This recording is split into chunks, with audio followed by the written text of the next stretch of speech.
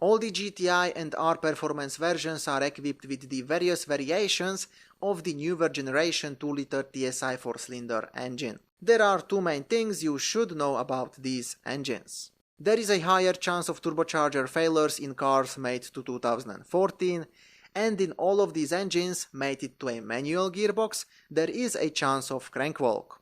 The turbo failures are, let's be honest, not that surprising, and occasionally you can end up with a faulty turbocharger on cars made after 2015 as well.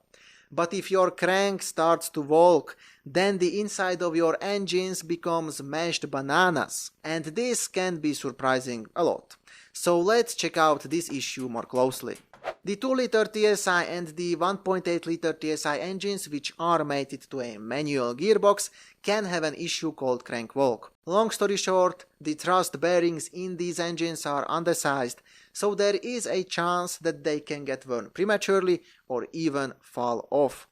In this case, the crankshaft is gonna have bigger play, and this will destroy the mechanical components around the crankshaft, which roughly translates to a catastrophic engine failure.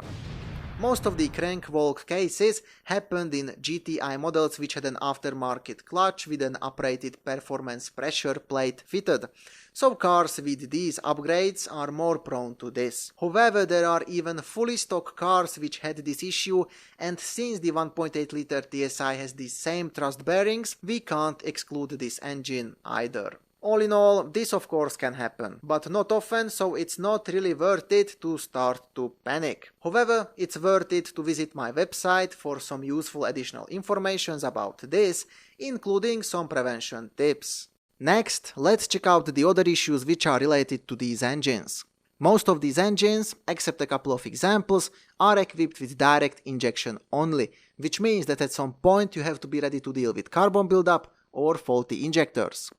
Every 100,000 kilometers it's good to check the intake valves for carbon buildup, eventually clean them, and every 200,000 kilometers it's good to check the injectors, have them tested, eventually replace them. However, the 2-liter TSI engines with these engine codes are equipped with direct and also with port injection.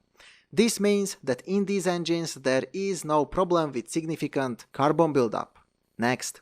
All of these engines can have issues with coolant leaks, but mostly in the before facelift cars. Specifically, the thermostat/water pump housing can often leak. The housing was revised several times, so always buy the latest revision and check the coolant level regularly. Then it's definitely worth to check for oil leaks as well, since occasionally there are cases of rear main seal leak, which is not the cheapest repair. Plus, there are also cases of oil leaks from the upper timing chain cover. It's also good to know that these engines are equipped with plastic oil pans. These very eco-friendly oil pans seem to be holding up fine with no leaks yet. It's important to add this "yet" word here, because from experience we all know that as the plastic gets older, it not only gets more brittle, but it can also deform a bit. So who knows how long this engineering masterpiece will last before it cracks, warps and leaks oil. Occasionally turbocharger failures can occur in all these engines, but as I said, it's more common on the early before facelift cars. The oldest or higher mileage cars can have slight vacuum leaks as well. These vacuum leaks can be caused by cracked plastic or rubber vacuum hoses, or because of the faulty PCV. The last thing which is good to check is the coolant. It has to be clean and it has to have this pinkish violet color. If it has dark, orange or whitish color, or if it has strange deposits in it, then run away from the car. As you can see, there are some issues, but I have to add that with regular and proper maintenance, these engines can reach 200,000 kilometers or 300,000 kilometers without major issues.